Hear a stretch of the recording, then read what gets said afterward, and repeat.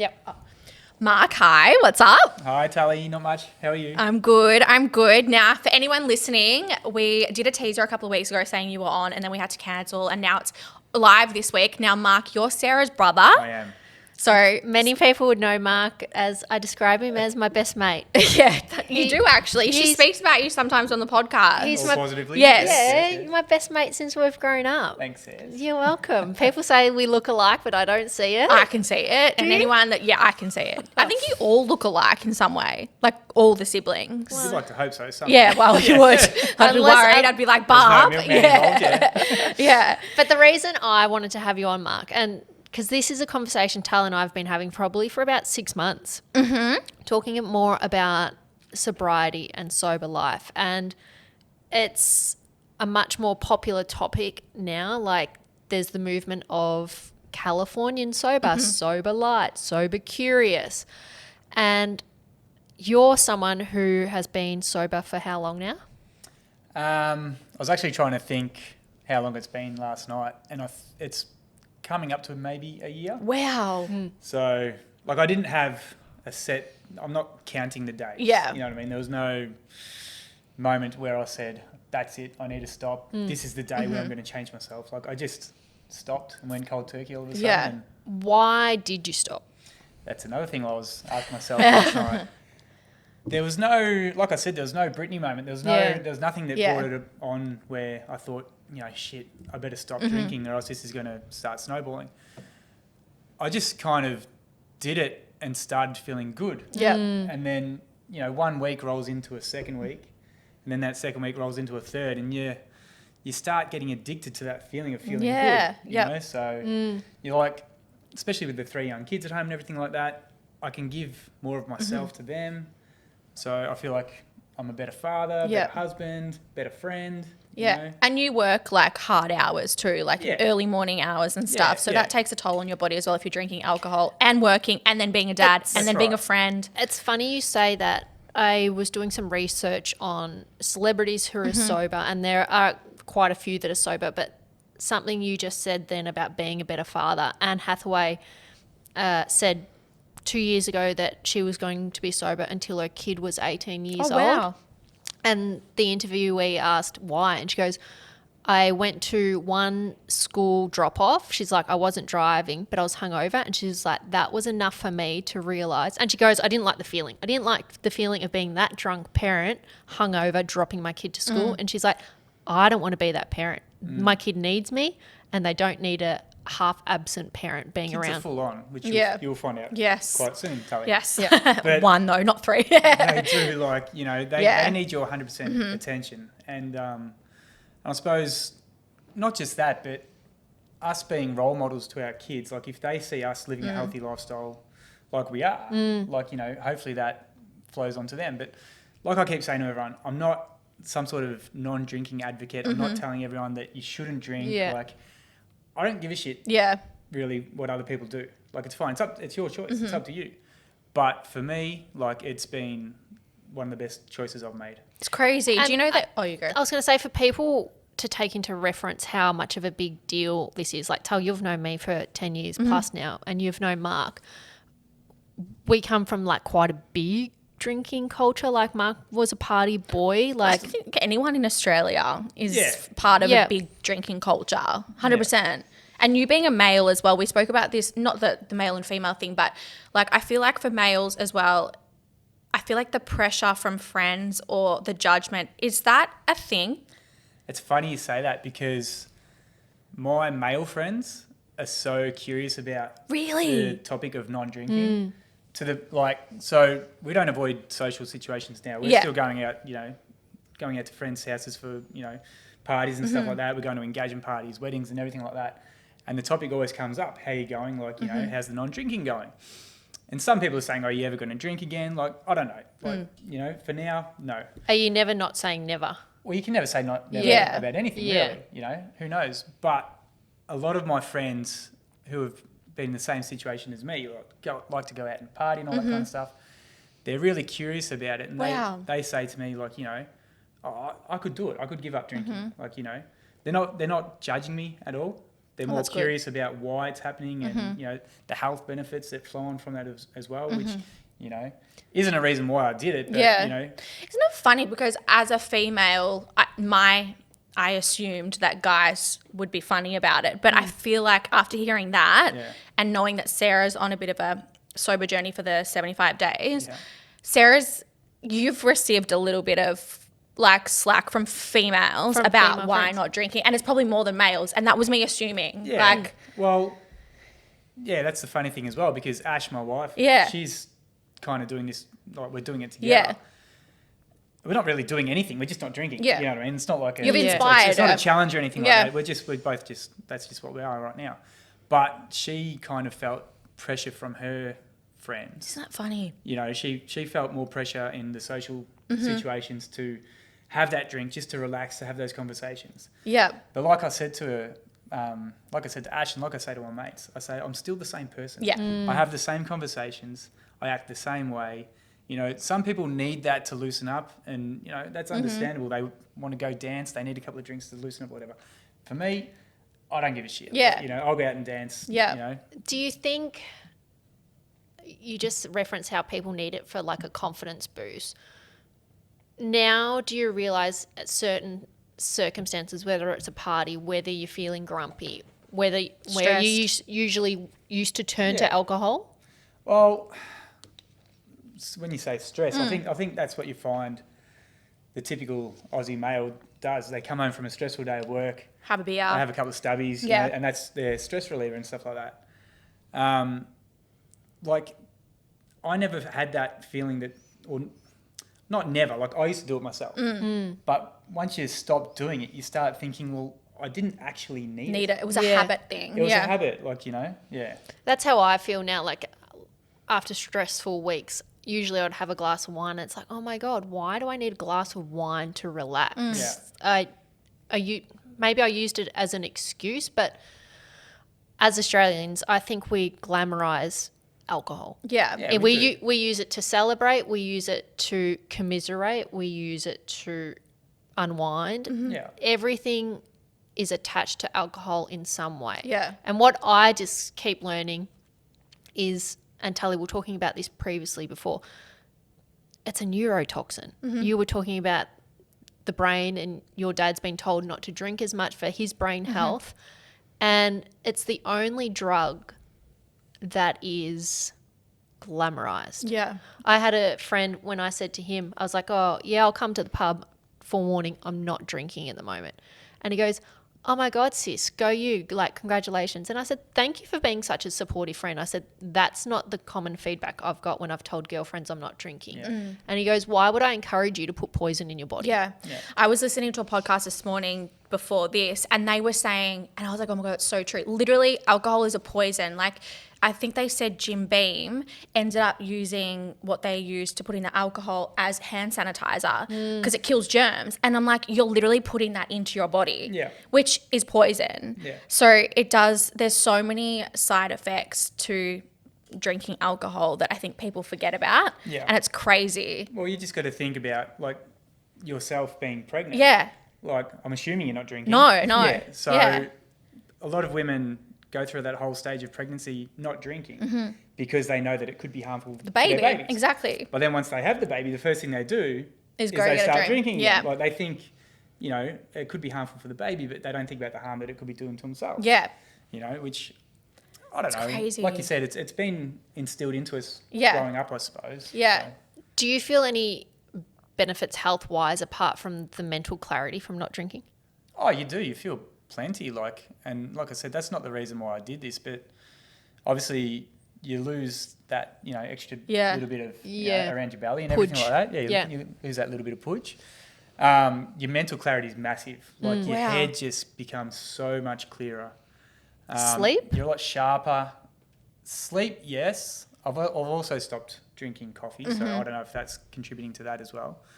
But definitely sleep, and it's just, like I said, it's the feeling of feeling good is addictive. It is addictive. So why would you not want to feel good? So, like, it's, you know, you'd go to an event and say, I know I've got a school reunion coming up, and they've got open bar for a little while and rah. You know, you might go to an event like that. Some people might need it to loosen up, to talk to a few people, whatever. But it's the next day, and especially when you're dealing with kids, with work, you've got things going on. If you're like hungover or you've got that fogginess, you know, it's hard to function. I heard a really good quote the other week when someone was talking about alcohol and drinking. Exactly an example you were just talking about. They said, if you're going out on the Saturday night, you're going to pay for it in some aspect. Absolutely. So it's like, how much of tomorrow do you want to borrow? Yeah. I mean, so look, you're not guaranteed time. So tomorrow, if you want to have a big night, are you going to waste 60% of your day staying at home? Or like, how much of tomorrow do you want to borrow? Yeah. I mean, that's so true. It's, you think before I was pregnant, I was drinking. If I drank on a Saturday night, and I'm not a massive drinker at all, but if I drank on a Saturday night, I would be still feeling it by Monday, Tuesday. And I'm so not productive at work. Yeah. I find it hard to get up to go to the gym in the morning, and I feel like I fucked my whole week. Yeah. Imagine doing that every weekend. Yeah. The amount of our friends that wear, they're not Apple Watches, they're those other, the Aura rings and something else. Yeah. And they said sleep. If you saw what data came back from just having one drink, they're like, you wouldn't drink. No, it's wild. How much it affected their sleep, their recovery, and even for the week after. They're like, the data shows us, so why would you? Yeah.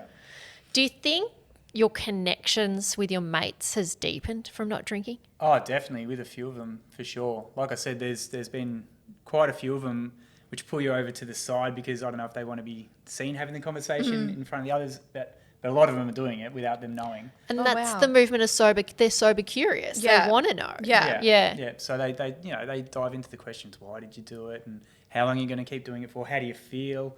And then once the conversation starts flowing, like these are all, you know, young dads as well, and they've got young families and they've got businesses and, you know, everything like that going on as well. And when I tell them the benefits that I've got out of it, and I keep saying to them, I said, do what you want to do. I'm not here to tell you not to drink because it's your choice. Yeah. But after we have our conversation, they start thinking, you know what, like, you know, maybe I'll stop drinking during the week. Yeah. You know, maybe I'll just drink on the weekends and not during the week when I get home. And then, you know, if they go that one weekend or that one function without having a drink, well, maybe they'll go the next one, you know. So it's a big flow-on effect. Yeah. A guy's naturally curious to, say in that example, they're not going to drink during the week, but when they go to reach for a drink, they'll reflect back being like, why am I reaching for this drink right now? Is it because I've had a shit day at work? Is it because my wife's annoying me? From the conversations I've had with a few of them, it was more like knocking off after work. Like it's habit. Yeah. It was a knock The off pressure after work cooker. kind of thing. It was, you know, they work hard during the day, they kind of reward themselves, they take the edge off a little bit, and it kind of relaxes them. But once you substitute that with something else, go to the gym or something. Every habit needs to be substituted with another habit. Absolutely. Or else you just got an empty void. Yep. So like you need to, if that's what you're doing, you need to fill it with something else. Yeah. So it's like when we had, who was that trainer guy that we had on? And he was Jack Boone. No, the other one that was in here from RBT. Ben Cant. Yeah, he was talking about habit, and he's like, and that's exactly what drinking is. He was like, just say every Friday you drive home and you stop at McDonald's because it's what you do every Friday. Your brain, you just have to do it, because if you don't do it, you like start to freak out. Your neural pathways are trained exactly. that way. Yeah. So it's exactly like drinking. If that's what you're going to do every day, and you just have to replace it by going to the gym or doing something else. He gave the example when he was bulking, he would always go to this one cafe and eat like 10 eggs, this thing. And he's like, so then when I wanted to shred, he goes, there was no benefit in going to that cafe because I'd trained my body to eat that type of food in that environment. And so he goes, I'd go to a cafe around the corner and I'd eat 2 eggs. Just creating a new habit. Yeah. Pretty simple. Nothing changes unless something changes. Yeah. You know, people want to live these different lives. They want to feel better. They want something, you know, they want something magical to happen to themselves. But it won't happen unless something happens. Yeah. So do you realise that not many men are like you? I think you'd be surprised. Do you think? I think there are more which may be like me, but what am I like? I think really self-reflective. Yeah. And you and your partner went to like a couples retreat to learn about yourself. We did, and this is kind of where, so we went to Belinda Anderson's, it was a couples retreat, but it wasn't a couples retreat. It was more like therapy. Getting to know yourself. It was a singles retreat, but done in a couple. Yep. You know, so it was sort your shit out, everything gets sorted out. And so we met Belinda and her husband Darren, and they were beautiful people. And Belinda's husband Darren had already started not drinking. Oh wow! And so he's an ex-professional NRL player. He like, you look at this guy, he's 50 years old and he's buff, like he looks good. And but he's a manly man, like he's a chippy, you know, and the same sort of thing. And I spoke to him on the retreat and I said, you know, well, I've kind of stopped drinking myself, and how do you feel going out in social situations? And he kind of said the same thing to me, like, you don't avoid them. Yeah. You know, you have your conversations with your mates and you find which mates are supportive of you and you find which ones who aren't. And I'm just lucky that I'd say all of my mates That's amazing. you know, are supportive. None of them are saying, oh, you know, you're a dickhead, you know, come have this beer. No one's Peer forcing pressure. anything upon me.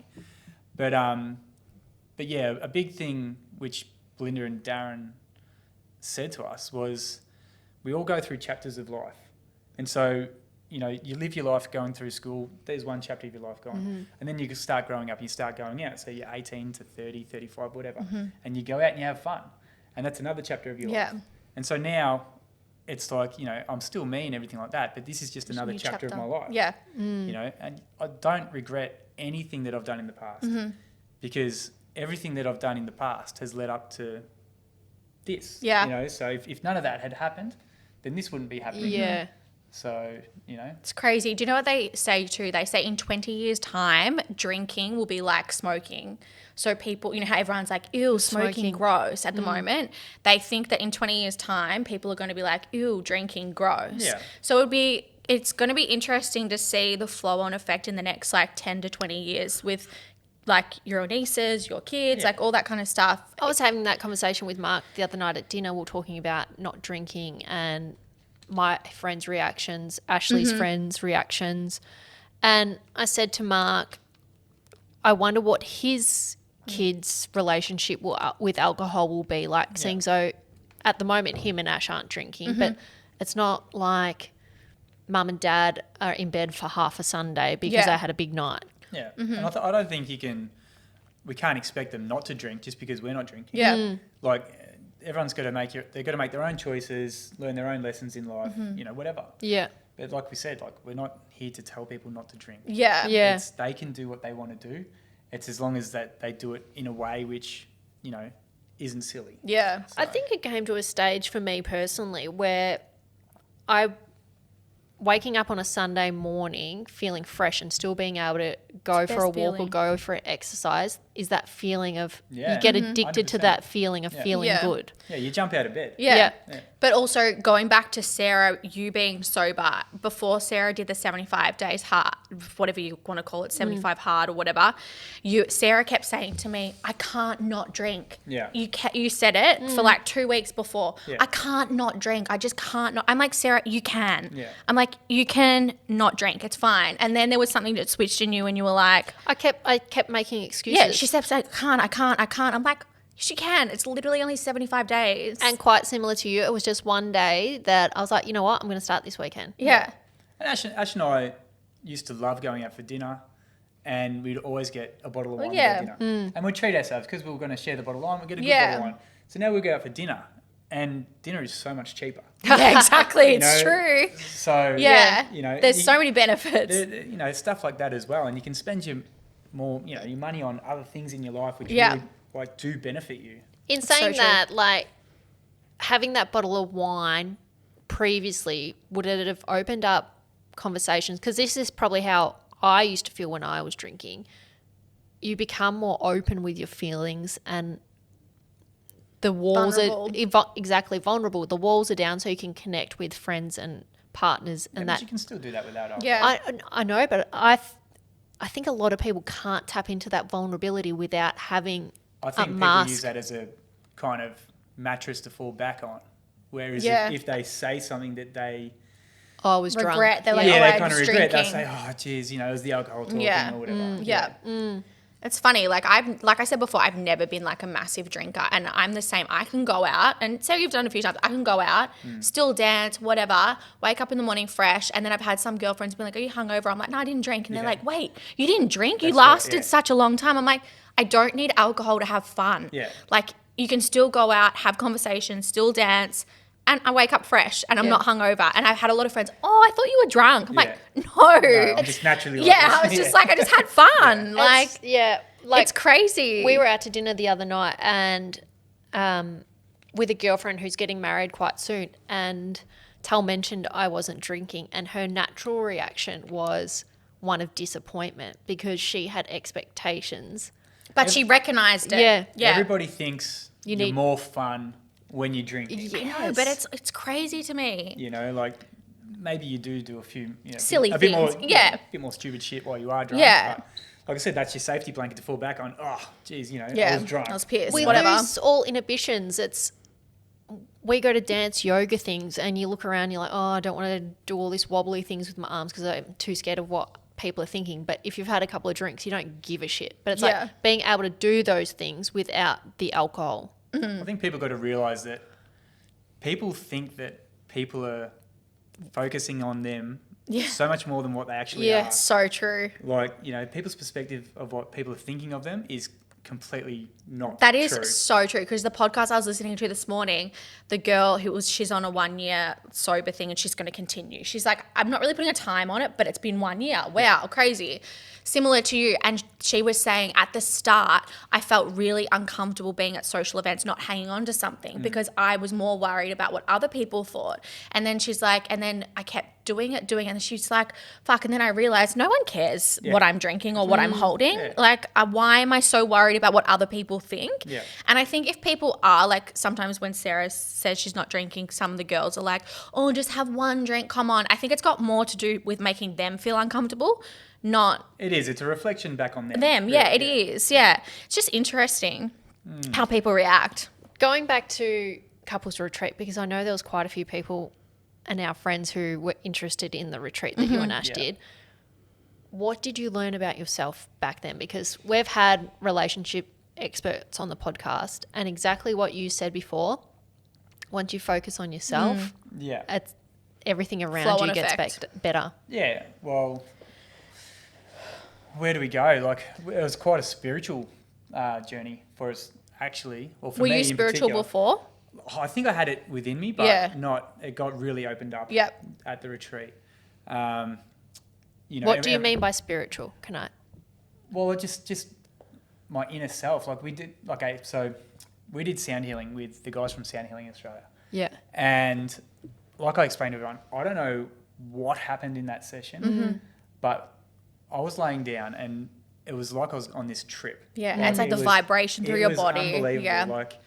And I came out of it and I said to the guys, I said, were you guys shining lasers in the room and blah, blah, blah? He goes, no. He goes, what were you seeing? I said, oh, mate, I was seeing this blue and then I was seeing purple and then and he goes, oh, it's like you're tripping on mushrooms. Yeah. I said, it's exactly like I was tripping on mushrooms, Yeah.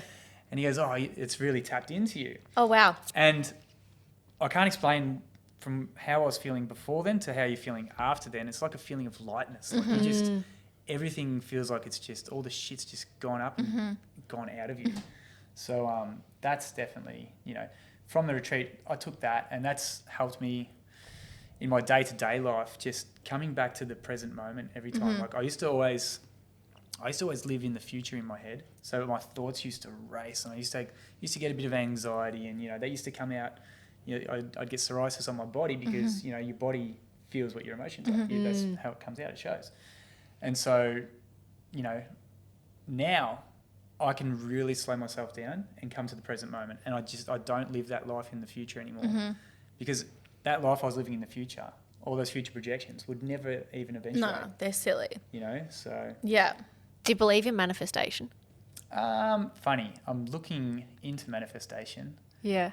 I think manifestation, I do because that's another thing that I've learned about, the whole world being full of vibrations. Yeah. And we are energy and everything is vibrating. Yep. And like, everything you listen about manifestations, they bring the microphones. Every time they talk about it on a podcast, they say, manifestation's a thought. Yep. And every thought becomes a reality. Like the microphone, for instance, this never existed until someone thought about it. Yeah. Everything begins with a thought. Everything, So true. And, I was listening to another one yesterday, I think it was Chris Williamson as well. And they were talking about, all the parts and pieces that we need to build something better is here. Like, for instance, Henry Ford didn't invent the wheel. He didn't invent the engine, but he invented the car. He put the things together, so everyone can take bits and pieces out of here and there. And so true. Yeah. That's crazy. Do you think from you saying your anxiety and projecting into the future, do you think working on your self-worth has helped you ground you into the present moment and not worry, and just the self-belief, all this? Yeah, but that's a pretty scary journey for some people too.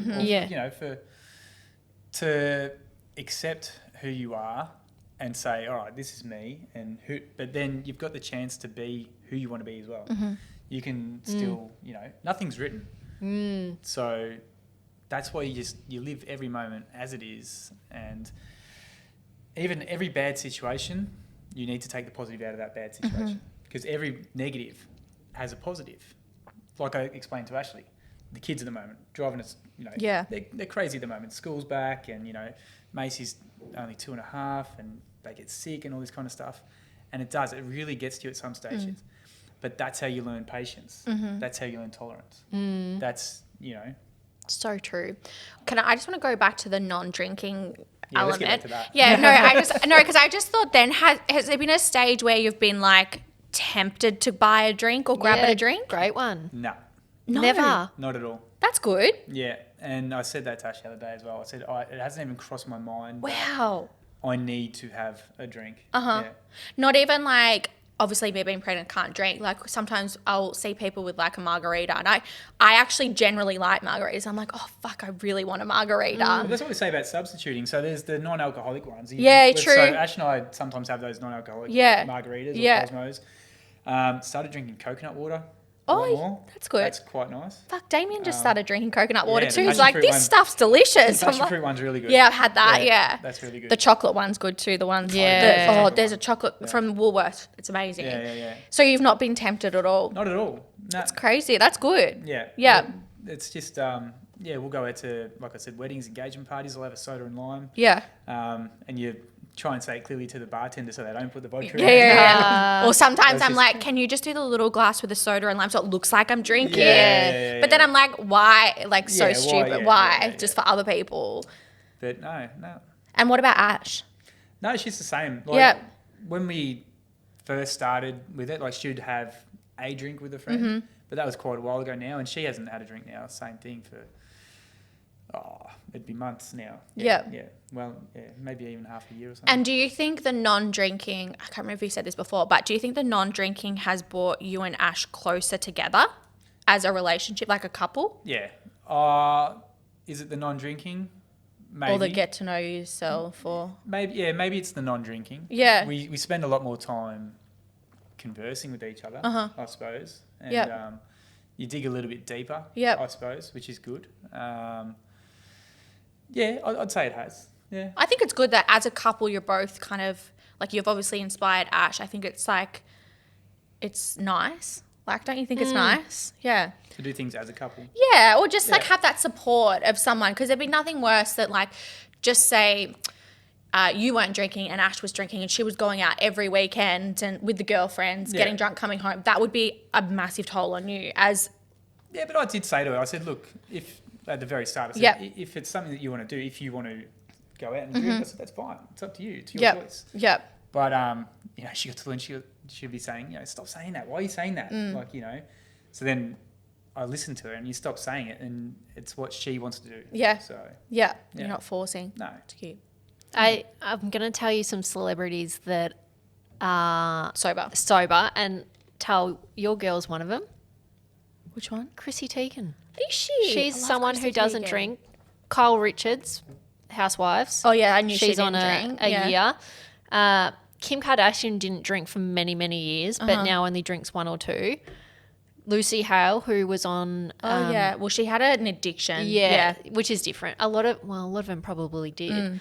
Anne Hathaway that we mentioned. Bella Hadid is a really interesting one because there's a really famous doctor, Dr. Amen, who, when we're talking about the alcohol being a neurotoxin, he actually is a brain doctor and dives into what actually happens to your brain and the neural plasticity when you even drink one alcohol. And then he goes on to say about Alzheimer's, He's dementia, amazing, yeah. all these other diseases that are contributed to drinking alcohol. And he said the healthiest brains that he sees in the world don't drink alcohol. And he looks after Kendall Jenner, Bella Hadid, Justin Bieber, Miley Cyrus. He looks after all their brains. But I really do think there is a movement happening. You were just mentioning you drink coconut as a substitute, and I was looking at stats last night, the non-alcoholic beverage department in Australia grew by 7% in 2022 and even more last year. Yeah. So I think there's something happening. Yeah, it's quite like we obviously go to LA a lot, and there's bars now open in LA that are sober bars. Well, apparently there's one in Brunswick here Is as there? well. I went on a date the other night sober, and he told me there's sober bars in Brunswick, and I said it'd be awkward. He's like, let's go to what's that wine bar? I was like, so have you told him you're not drinking? so I had a non-alcoholic like spritz thing, which is fine. Yeah. It's fine. There's clearly a market for it. If Absolutely. you've got all those alcoholic companies like Carlton Draft bring out Carlton Zero. Of course, yeah. Well, do you know the benefit in that happening also? We went to a vodka party one night, Tal and I was sitting next to the marketing girl, and we're talking about non-alcoholic beverages because I was sober curious. And she said there's such a market for it, and that's why all the alcoholic beverages are doing it, because they're not taxed because it's non-alcoholic. So they're charging the same price for alcoholic beverage that's heavily taxed. Yeah. And compared to a non-alcoholic beverage, which has no tax. So the margins on non-alcoholic are even higher for these alcohol companies. Have you found with not drinking replacing it with something else? Like, are you going to the gym more? Are you like meditating? Like, is there anything else you've replaced? I got back into the gym probably about 2.5, 3 years ago now. Yeah. But it's definitely benefited me in the gym.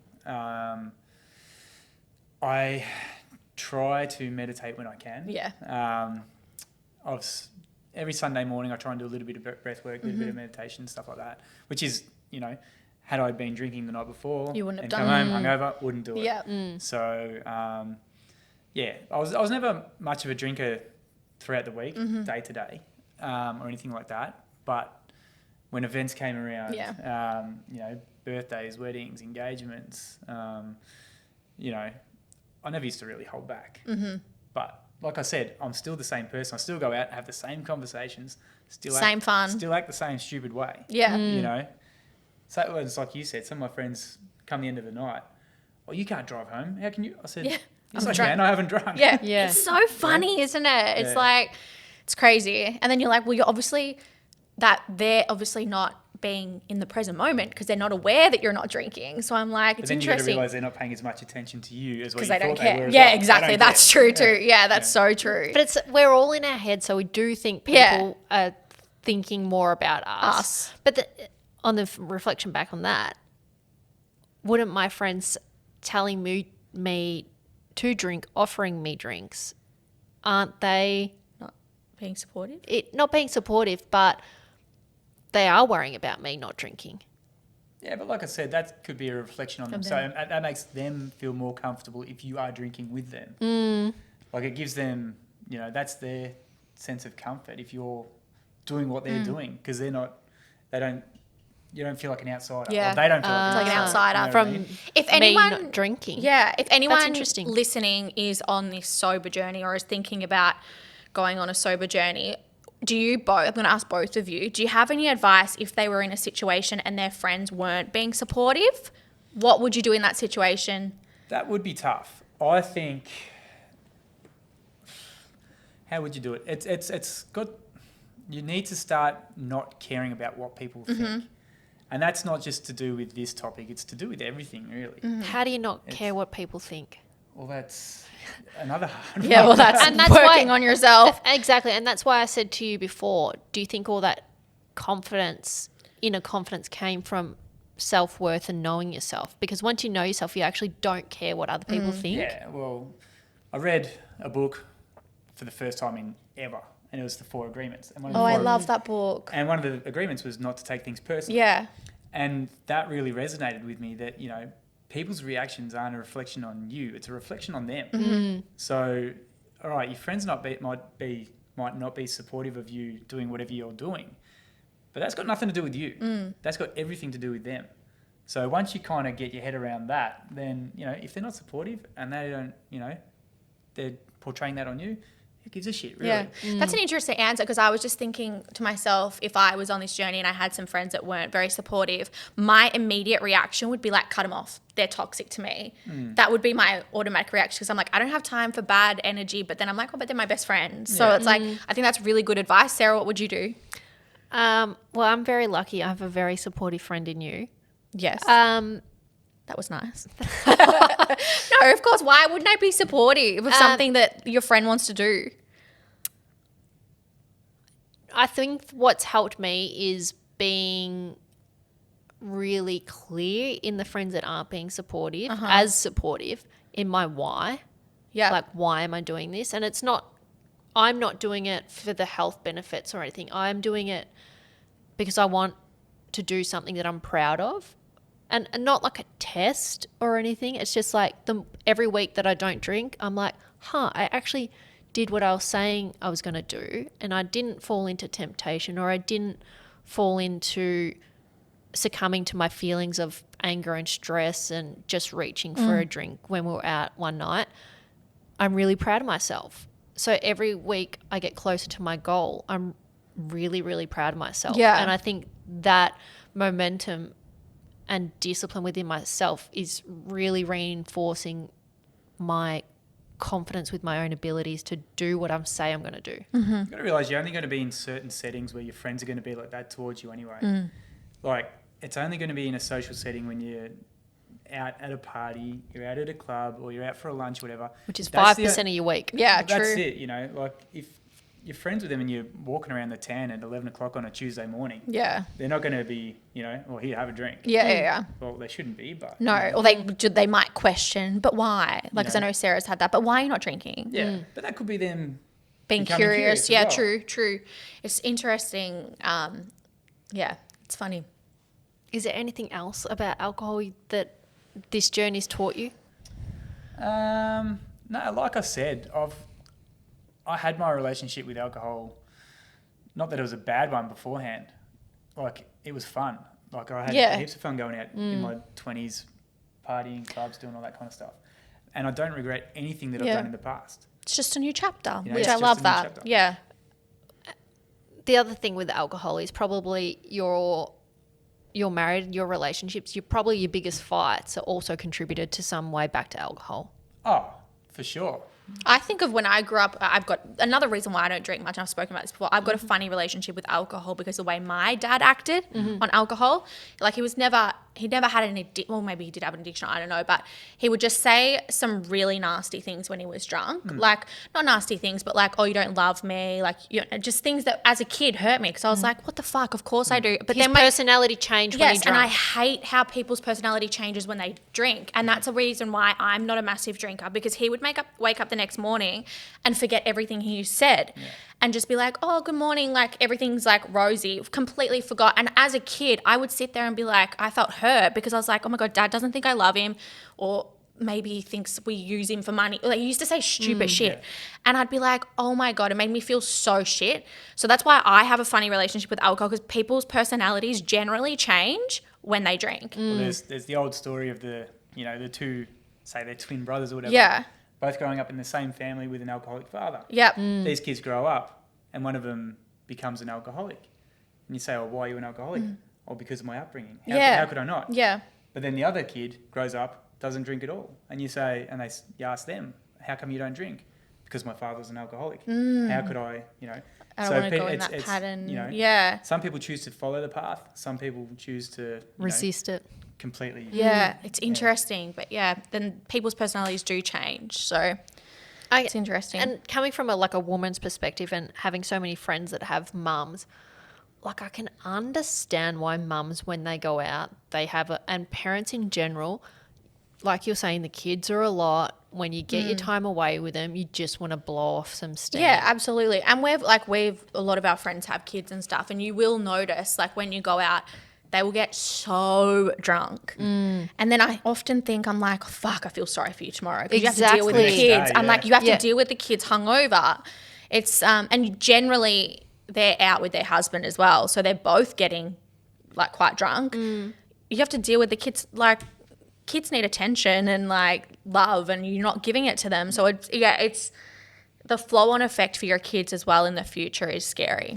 I think for people, going back to your question about what people should do, I've had a lot of girls ask me about how I went not drinking on my date. Oh, really?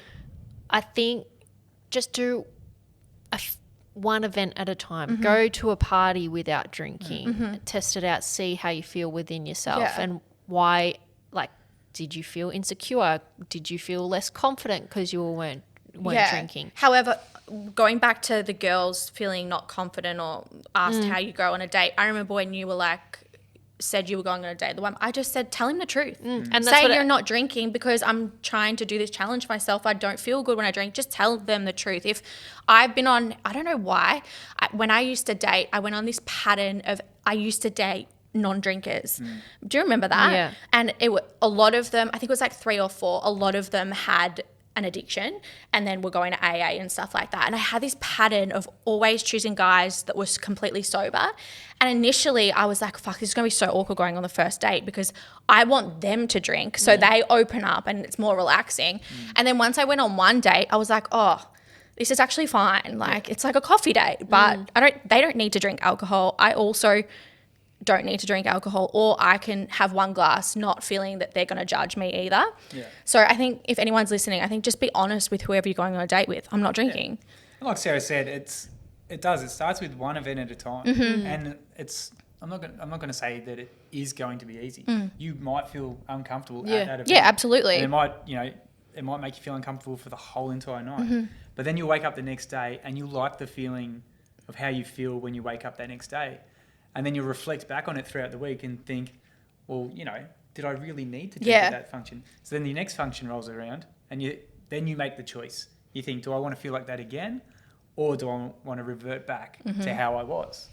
But even to the fact, even if you weren't confident at that event, you can be like, okay, in the reflection, what can I do at the next event that would make me feel more confident in my takes action? practice. 100%, and it does take time. But going back, Mark, you said that we would be surprised how many guys are like you. And from talking to you and how your mates have interacted, I think you're giving guys a lot of credit because, they might be curious, but you're doing the actions. You're doing the work. You're actively working on yourself day in, day out. You're meditating. You're asking yourself questions. You're curious and you're putting action behind the curiosity. And that's one thing that I've learned as well. Don't project to people what you're going to do. Because once you say what you're going to do, you never do it. Actions speak louder than words. So instead of telling everyone, I'm going to do this, I'm going to stop drinking, I'm going to... Just do it. Just do it. Yeah. Why tell them? That's so true. So true. That's kind of like our little rule. It is, but... You're also letting yourself down, saying you're going to do something and then not doing it. Whether you're aware of it or not, everything's energy, like we're saying. So if you say to yourself, okay, I'm going to start my diet on Monday, and you don't start your diet on Monday, subconsciously you're already telling your body, oh, so you can't even stick to it, you're a failure, you can't even do it one day. Whether you're aware of it or not, words have energy and power as well. Yeah. And that's like my little juju thing, but it does. And that's what I'm saying with me. I feel like in a frequency level, I'm really lifting up my frequency and my vibrations because I said I'm doing something, and I'm traditionally one of those people. I say I'm going to do something, and a lot of the time I don't end up doing it. So this is one of those times that I'm like, no, I'm going to do what I say I'm going to do. Yeah. It's like what they say about manifestation. Your brain and your body can't tell the difference between a thought and reality. Yeah. So, if you say to yourself in your head that you have done this, then your body believes you'll it. start to believe it. Yeah. But if you keep saying, I'm going to, you're always going to be in a state of, I'm going to. Yeah. You never will. Yeah. Because you're always going to. Yeah. Oh, that's so true. Yeah. Do you think, obviously the curiosity is dipping your toes in first for guys? That's stage one. It could be.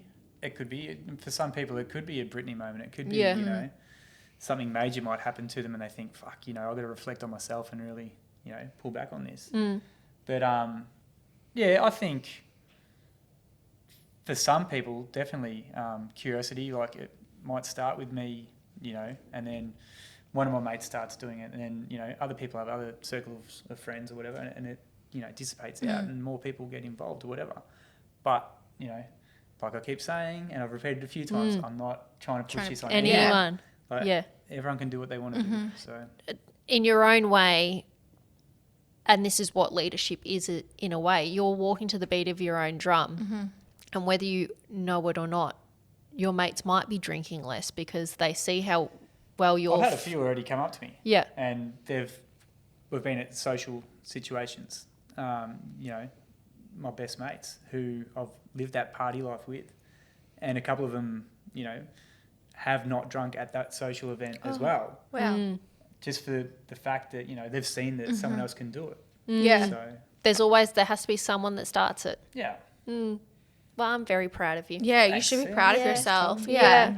For the transformation that I've seen in you. And like you said, it's just different chapters. But I think now that you're like, I know our conversations as brother and sister, we have really amazing conversations and deep conversations. Get deep, Yeah.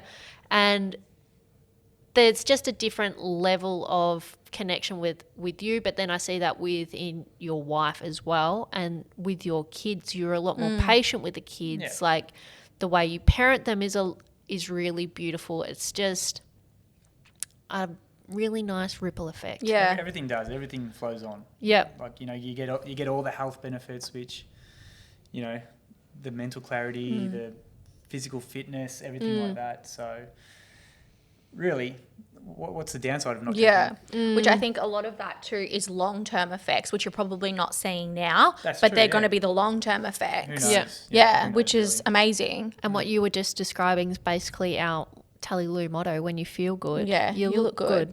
It's true. Yeah. Don't have to get Botox, don't have to get anything. Don't say that. I got it last night. I need it so bad. Anyway, Mark, thank you so much for coming on. Thank you, Tully. Thank you, Sarah. Thank you, Mikey. It's made me more curious, like just not that I'm not like drinking, but just I love hearing about it. Yeah. Yeah. And for all your friends and strangers that are listening that are in relationships, what's probably one thing that they can do with their partner to deepen their relationship? We're still talking about not drinking, or No, well, because it's true. Because a lot of people will probably go to date night, have a bottle of wine. Exactly. What is something, and that may be it's the way simple. The answer is simple. What? What is it? Talk. Yeah. Okay. Like communicate. Just yeah. communicate, and don't be afraid to say what's on your mind. Yeah. Because this person is, it's your wife, it's your husband, your boyfriend, it's your partner, whatever. They're not going to judge you. Yeah. So true. They want to have these conversations just as much as you want to. So Yeah. So don't hold back. Communication's massive. Yeah. Yeah. I like that. Look how wise you are. Go you, Marky. Go me, huh? Thank you so much. Thank you. Oh, that was good.